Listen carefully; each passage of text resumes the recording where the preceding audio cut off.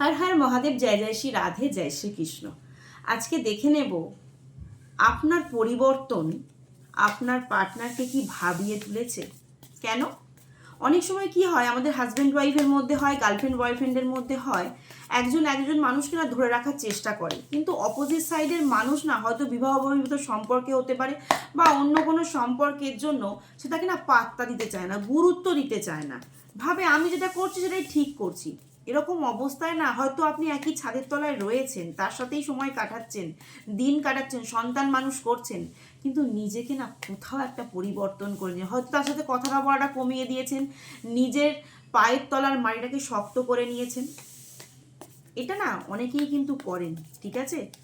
তো সেখান থেকে দেখে নেব আপনার এই পরিবর্তন কি তাকে সত্যি ভাবিয়ে তুলেছে। আপনি যে নিজেকে পরিবর্তন করেছেন সেটা হয়তো সে ভাবতেই পারেনি, কিন্তু আপনি যেই পরিবর্তনটা নিজে থেকে করেছেন, হয়তো একটু ভালো চাকরি করছেন, কেউ বা ভালো বিজনেস করছেন, যেটা ছিল তা থেকে ডেভেলপমেন্ট করেছেন, ভালো বাড়ি করেছেন, ভালো গাড়ি করেছেন, যেটা আপনার পার্টনার কখনো ভাবেইনি যে তার মধ্যে সে এত মান অভিমানের মধ্যে, এত অপমানের মধ্যেও সে গোপনে নিজেকে তৈরি করে নিয়েছে, তার পায়ের তলার মাটিটা সে শক্ত করে নিয়েছে।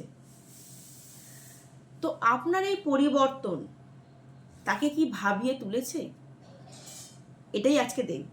তো এটা জেনারেল প্ল্যাটফর্মে বানানো রিডিং, 65 to 75% রেজোনেট করবে, যতটুকু রেজোনেট করবে ততটুকু নেবেন, বাদ বাকিটা কিন্তু লেট গো করে দেবেন। আর 9875365900 এটা আমার কন্ট্যাক্ট নাম্বার, প্লিজ হোয়াটসঅ্যাপ করবেন, ফোন কল করবেন না।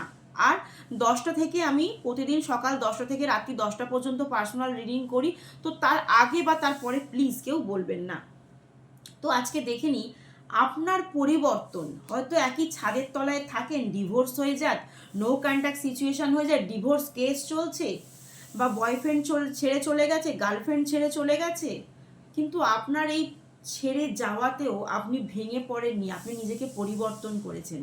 তা আপনার এই পরিবর্তনে সে কি ভেবেছে, সে তার মনের মধ্যে কি একটু কোথাও দোলা খাচ্ছে, এটাই আজকে দেখব। তো দুটো ডেক স্পেড করেছি, তো স্পেডের মাধ্যম থেকেই দেখব সে কি ভাবছে। একদম বন্ধুরা, সে ভাবছে, সে ভাবছে এবং সে মর্মাহত, সে ভাবছে আর সে মর্মাহত। ভাবছে যে ও কি এতটা করতে পারত, এবং আপনাকে নিয়ে না মানুষজনের সঙ্গে কিন্তু আলোচনাও করছে।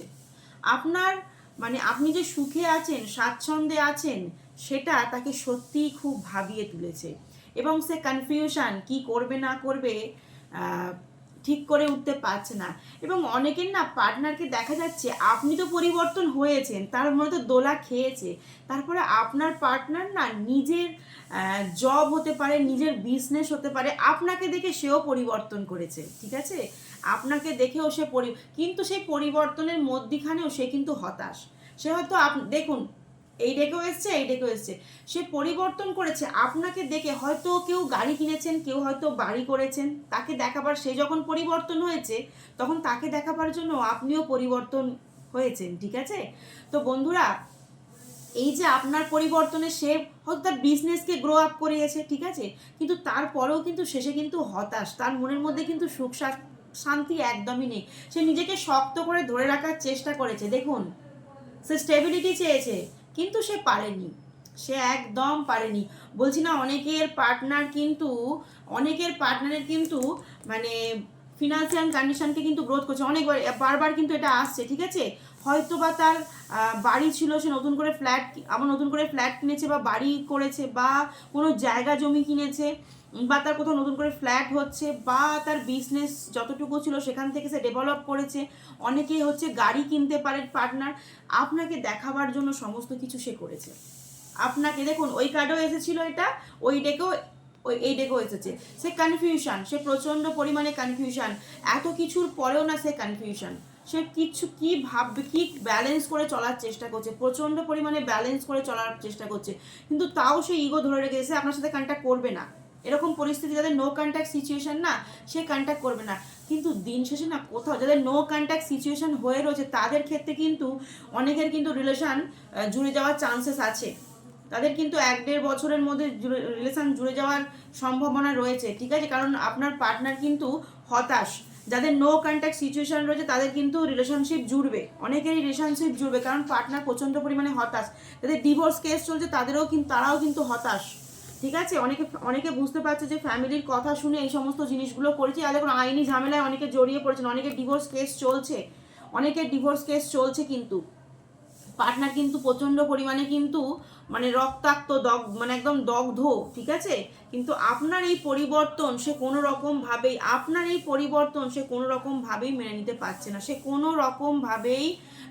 পারছে না, আর যাদের নো কন্ট্যাক্ট সিচুয়েশন হয়ে রয়েছে বা হাজব্যান্ড ওয়াইফ একই ছাদের তলায় রয়েছেন, হাজব্যান্ড বা ওয়াইফের এক্সট্রা রিলেশন রয়েছে, বিবাহ বহির্ভূত যে সম্পর্ক রয়েছে, আপনার এই ঘুরে দাঁড়ানো, আপনার এই সমস্ত কিছু সে মেনে নিতে চাইছে না। সে আপনার সঙ্গে কিন্তু পুনরায় আবার নতুন করে সম্পর্কে মানে যাতে সম্পর্কের ভাঙন না ধরে সেই চেষ্টা কিন্তু সে করছে বা করবে, ঠিক আছে। আপনাকে কিন্তু অনেকের যাদের হাজব্যান্ড ওয়াইফ একই ছাদের তলায় রয়েছেন দেখবেন ড্রেস কিনে দেওয়া বা একটু শপিং মলে যাওয়া, খাওয়া দাওয়া, কোথাও ঘুরতে যাওয়া, এই সমস্ত জিনিসগুলো আপনার পার্টনার কিন্তু করবে, কারণ আপনি যে ঘুরে দাঁড়িয়েছেন সেটা তাকে সত্যিই খুব ভাবিয়ে তুলেছে।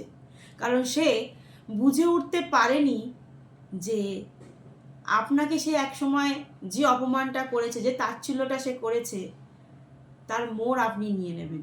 তাই 1176 আর হার মহাদেব ক্লেম করতে কেউ কিন্তু ভুলো না। আমি জানি না এটা দিয়ে কেন বন্ধ হয় না, শুধু শুরু হয় কিন্তু বন্ধ হয় না।